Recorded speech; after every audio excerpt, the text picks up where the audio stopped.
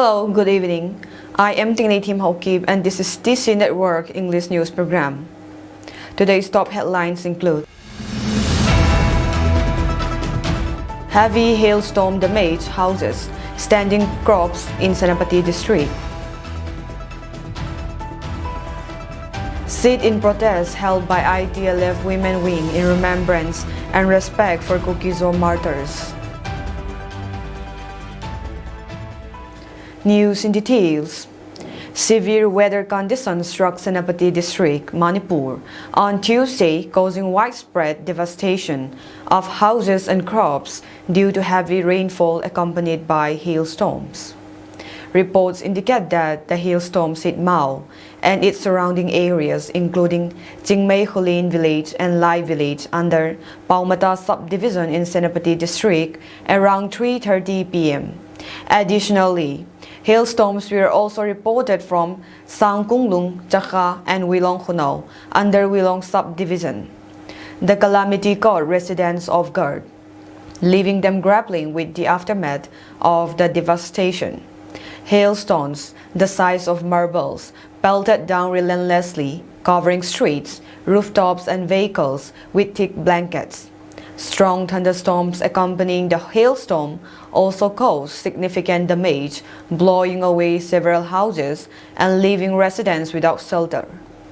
The destruction extended beyond homes as numerous vegetables and fruits, crucial for the villagers' livelihoods and at the peak of harvest, suffered extensive damage. This exacerbates the economic impact of the natural disaster on the affected communities. In response to the disaster, villagers have appealed to the concerned department to dispatch an inquiry team promptly to assess the extent of destruction and address the urgent needs of the affected villagers.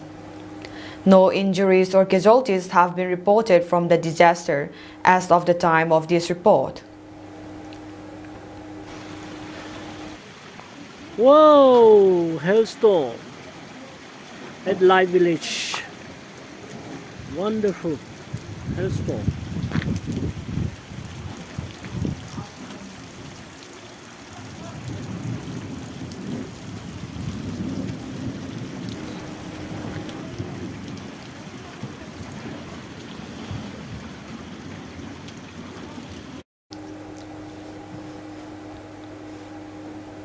Today at around 11 a.m., sit-in protest was continued in front of the Wall of Remembrance Tuibung under the leadership of the ITLF Women Wing. The sit-in protest is held to show our anger and disappointment over the central and state government for not delivering justice towards the Kuki people, besides repeated requests and pleas. Justice needs to be delivered over the atrocities done by the Meitei, such as taking the lives of innocent people, burning of houses and religious structures, and spreading false news in the media, and many more. Reverend Lalsiam Terzote delivered a motivational speech based on the Bible saying, "We should wait God's timing because He knows the right moment to bless us. The most important thing is to fight our war through prayers to our living God," he added. Ke Haupu Gangte, General Secretary Kuki IMPHAL Manipur, also gave a speech during the program. He thanked the women for their wonderful contribution towards the nation since the beginning of the conflict till today. The sit-in protest held every Wednesday can be continued till today due to the efforts and patriotism of the women folks, which shows our unity and togetherness. He also said that one of the most important features to win this war is unity. The villagers who comes for the sit-in protest today includes Bungmol, Pirsonmun, Gangpimol, Marveng, Zoveng, New Zoveng, Hiang Zoveng, Zomunnom, Kerit, Aveng, Vengnom, Vengnom Sao, Vimunhoit, Simveng, Humintang, Zion Veng, Koles Veng, Kamdo Veng, Humoy, Molvai Pei, Molnom Unit, Salbung Unit, Holmun Unit, Zellang, and Mission Veng Compound, Emram Thar, Bethel, Kanan Veng, and Ngatal. Vale, isum nomlo. Hitia chulhang sungayong Mizorama, YMA a hat le itiu hui pisi ham te ale wai me head office in azola changkhat apun khu tui wai koma khu kon te ro khu na zu yes tu le hi ITLF women win hi chuwa hin chi khom wi tin chuwa hin ga ki khom wi tin atia ahin sei pha wale athui ngai vai le ikilung to naw po do ding hin ikilung to le chun gal zo na ai pi di hi ti hi tu na ka til khon no pe no chi chui. The Department of Rehabilitation and Resettlement (GIM) made a press release on the 26th of March 2024 to the general public.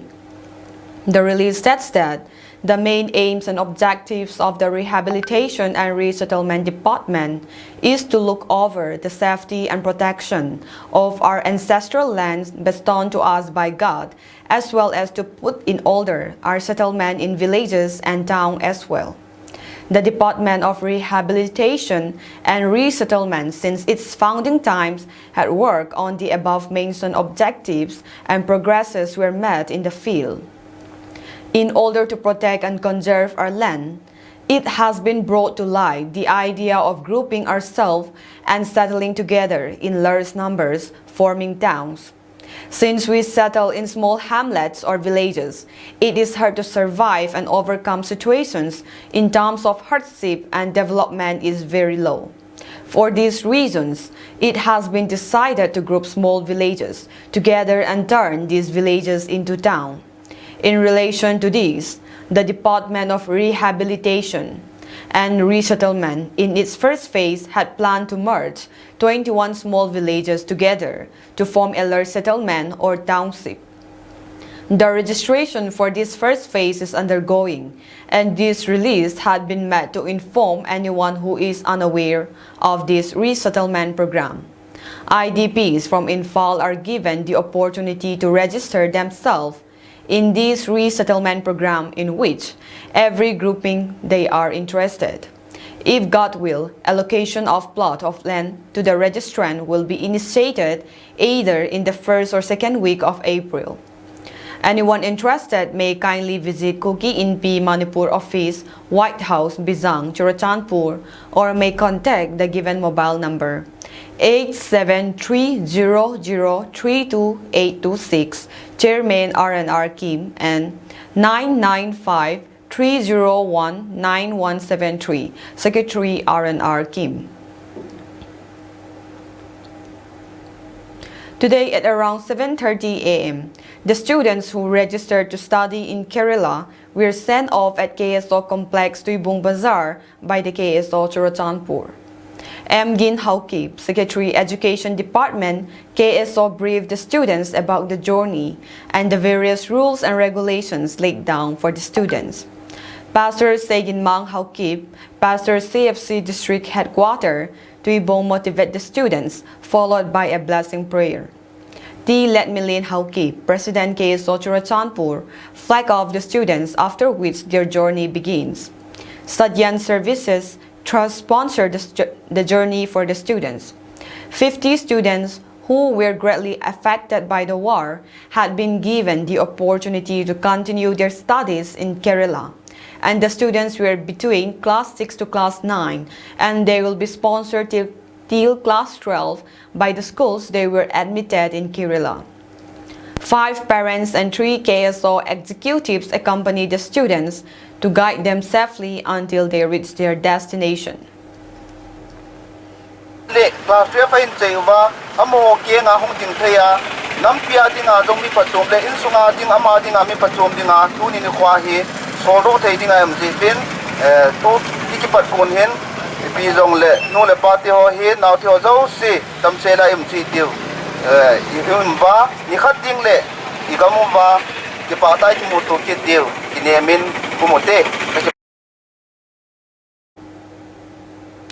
In regard to the upcoming 18 Lok Sabha election 2024, which is scheduled on 19 of April 2024, a training of officials of election duty was conducted at Churachandpur Government College for 6 assembly constituencies of Lamka Songpi District under District Election Officer.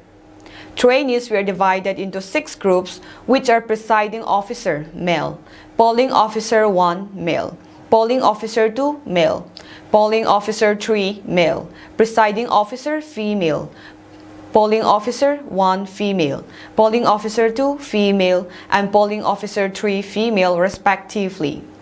During the first round of training, 800 officials including presiding officer and polling officer took part, where master trainer demonstrated using audiovisual uses of electronic voting machines, EVMs and VVPAT were shown, which is supervised by S. Tianlaljoy Gangte and Soy Minlian Lengen. The second round of training will be organized shortly. Meanwhile, officials who failed to turn up for the training were served so-called notice, and befitting action will be taken upon them. Participants in today's first round of training were presiding officer, male 202 officials, polling officer 1, male 203 officials, polling officer 2, male 198 officials, and polling officer 3, male 197 officials, totaling 800 officials. Subsequently, training for 564 female officials, including presiding officer, polling officer 1, polling officer 2, and polling officer 3 will be held tomorrow, that is 28 March 2024, at Churachandpur Government College.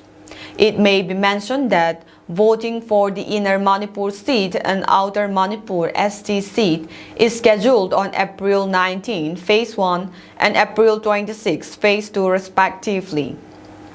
A total of 47 assembly constituencies for Phase 1 and a total of 13 constituencies for Phase 2 will be held, and the counting of vote will be held on June 4, 2024 for the whole country.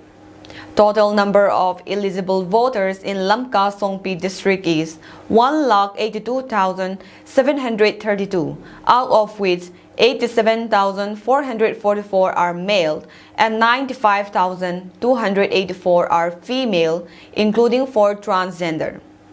On the other hand, Firjol has a total of 34,897 eligible voters, out of which 17,461 are male and 17,436 are female, including 1 transgender. Whereas Kangpokpi has a total number of 1,03,563 eligible voters, out of which 51,184 are male and 52,378 are female, including 1 transgender. Tecnopal district has a total of 42,731 eligible voters, out of which 20,940 are male and 21,790 are female, including 1 transgender. Voting will start from 7 in the morning till 4 in the evening. For Phase 1, polling stations are arranged at Assembly Segment 57 Hinglip, 58 Churachandpur, 59 Saikot, and 60 Singad. And for Phase 2, which is on 26 April, for Outer Manipur constituency, polling stations are set up at 55 Tipaimuk and 56 Tanlon respectively. If you are being issued this election duty certificate, you are eligible to vote in the EVM itself, where you are being on duty, okay? Your name may be in uniform or your name may be in Chingkon, but your duty station is in Henglip, proper Henglip.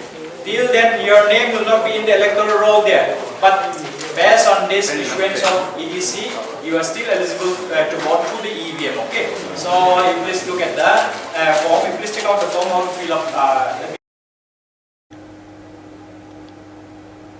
A joint team of Assam Rifles, Police Commandos, Taubal, and Yairipog Police launched a joint search operation in the general area of Gwarok Hill in Taubal district of Manipur on March 27, 2024. The operation was based on credible intelligence regarding the presence of cache of warlike stores, WLS, in the area. At around 7 hours, an extensive search was conducted, leading to the recovery of one 5.56 in SAS LMG with magazine, 1 double-barrel bolt-action rifle, 1 9mm CMG with magazine, 1 improvised explosive device, 5 number 36 hand grenades, 2 2-inch mortar bombs, 1 radio set Motorola, 5 stun cell and other warlike stores. It is hereby notified to general public that Sarah Hatneilam Lamsi Baite, wife of late Albert Lunkotang Baite, former resident of District Headquarters Tuibung, Churachandpur, has reluctantly violated the decree judgment dated 18/6/2026 passed by the competent customary court having jurisdiction, that is, Village Authority, District Headquarters, Tuibung, Churachandpur. Furthermore, failed to make an appearance before the customary court appeal court, that is, Taising Area Chief Association (TSCA), on the final day for adjudication of the case. Hence, the case was brought to the notice of the Kuki Chief Association (KCA) Churachandpur to pass an appropriate order following non-compliances of the direction met therein by Sarah Hatneilam Lamsi Baite. Proclamation order dated 24/3/2024, the Kuki Chief Association KCA Churachandpur perused the material on record. Accordingly, issued due process and served several summons in consonance with the principle of fair trial to appear and exonerate from the averment made against her. Accordingly, the case was adjudicated in her presence. Further, it was reiterated to her that Kuki customary practices bear to vex twice for the same cause. Similar provision was adopted by the Constitution of India under Article 22 and Section 300 of the Code of Criminal Procedure CRP 1973 to prevent from double jeopardy. Accordingly, this court was pleased to pass an order directing her to abide and uphold the customarily decreed by the Village Authority, District Headquarters Tuibung, and simultaneously withdraw her complaint filed before the law enforcing agency, police. However, she failed to comply with the order and direction and continue on with an ulterior motive to malign and desecrate the practices of Kuki customary law. Accordingly, a judgment was passed on 10/4/2023 along with a direction issued against her to return whatsoever she had received, be it in kind or cash, if cash along with interest payable, accrued from the decree passed by the Village Authority, District Headquarters Tuibung, simultaneously impose a fine of Rs 50,000 as a cause or penalty for contempt of customary court to be paid within 15 days from the date of passing the order. It is pertinent to note that she had reluctantly failed to act within the given stipulated period and a year has lapsed. No intimation was made to this office or court. Neither she executes to return as per order dated 10/4/2023, nor was the complaint withdrawn by her. Upon perusal, this customary court hereby issued this proclamation order or notice and declared Sarah Hatneilam Lamsi Baite as proclaimed offenders of Kuki customary laws. Hence, till she executes and surrenders before this court, she is socially and physically boycotted to intrude within the pecuniary jurisdiction of the Kuki Chief Association KCA Churachandpur. She shall hold responsibility for any future eventualities that may befall upon her. Anyone whomsoever abet the proclaimed offenders shall be construed as facilitator and co-conspirator with her in defying the long practices Kuki customary laws. A fight broke out between members of the Students' Union of Northeastern Hills University, NEHUSU, Akhil Bharatiya Vidyarthi Parisad, ABVP, and Rashtriya Swayamsevak Sangh, RSS, during the Holi Festival. According to reports, the event happened on the university grounds about 12:30 p.m. Vice President Eastern Sun Sotun of Nehusu was hurt during the escalating altercation and had to be brought to the hospital. Approximately 200 RSS and ABVP activists entered the university with the goal of celebrating the Holy Festival.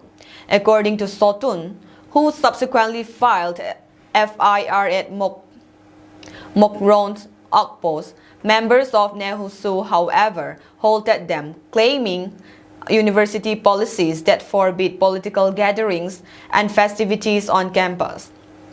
The vice president of Nehusu claimed in his FIR that he was assaulted by three people, Kamlesh Singh, Amit Tripathi, and Anubhav Pandey. Members of the RSS and ABVP counter-alleged shortly after the event was reported that the Nehusu vice president had deliberately interfered with the holy celebration. The claims made by the vice president of Nehusu, according to ABVP State Secretary Tengku M. Marak, were false and erroneous. Marak said that when Sotun arrived to forcibly end the holy celebration on the Nehu campus, he did so with malicious intent. Marak continued by challenging Sotun to present proof of the purported attack, adding that no one had attacked him or anybody else on their side. A heavy exchange of fire took place at Valpabung, which is a border village of Burma with India between KNAB and P-Soti, where two cadres of P-Soti were shot dead and three others seriously injured, said a reliable source. As per the source, P-Soti is a Myanmar army junta government-backed insurgent group consisting of mainly Meitei undergrounds, San underground, and Myanmar military.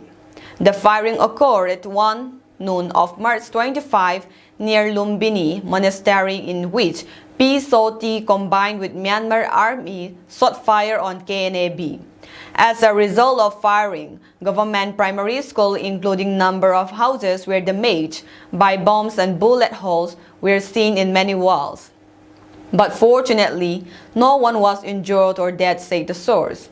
On the subsequent day, this is March 26, another exchange of fire took place at Valpabung at around 10 a.m. between KNAB and junta forces, where junta forces dismantled a number of civilian houses.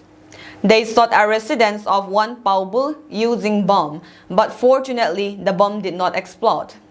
At around 10:40 at night, P-Soti burned two civilian houses at Tamu. The owner of one of the houses is reported to be one, Ko Yi Myo Min. He used to be Sandaku ward administrator at Tamu prior to the military coup and joined PDF. His house has been seized and locked by Myanmar army since 2021. The other house that was burned belonged to one Gorkha, but his identity is still unknown as of now. Valpabung village is situated on the border of India and Myanmar, which is under Myoma Ward number 14, Tamu Township.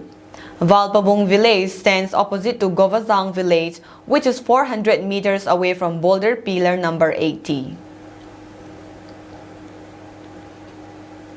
Armed Balok militants made attempts to infiltrate one of the main naval air bases in Pakistan, Balochistan, reports said on March 26. Security forces thwarted the attack and killed at least 6 terrorists. The attack occurred on Monday night, took place in Tarbat, a restive district, news agency PTI reported. The armed attack took place at the PNS Siddiq Naval Air Base.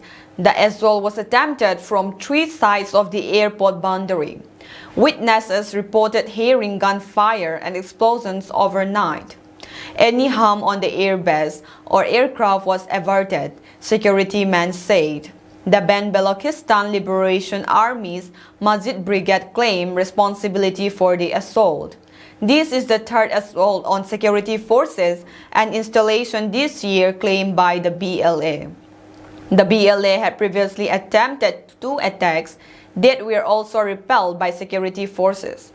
In a prior incident in Mactown, at least 10 individuals lost their lives in an assault on security forces, although the attempt to breach the Mac jail was thwarted. On March 24, the BLA took responsibility for an assault on the Gwadar Port Authority complex, resulting in the killing of 8 militants. Histan, situated near Iran and Afghanistan, has been plagued by a prolonged violent insurgency. Whereas Balok insurgent factions have targeted the high-value CPEC projects, accusing China and Islamabad of exploiting the province's resources, a claim authorities refute. The BLS Majid Brigade, established in 2011, is a highly effective guerrilla unit known for targeting security forces and Chinese interests. The group reportedly operates sanctuaries along the Pakistan-Iran border. The brigade, viewed as the BLS Suicide Squad, was also behind the April 2022 suicide attack near the Karachi University's Confucius Institute. Angom Hiras Singh, Deputy Secretary, ZAD, Government of Manipur, issued an order in the name of the Government of Manipur regarding March 30, Saturday, and March 31st to be working days for government employees.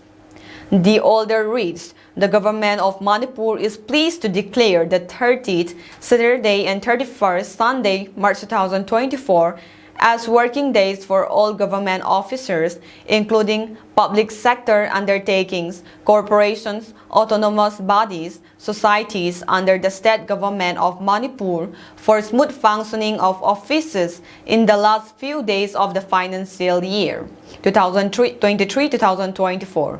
The order is issued with the approval of the competent authority. That is all for today's news, and have a pleasant evening ahead.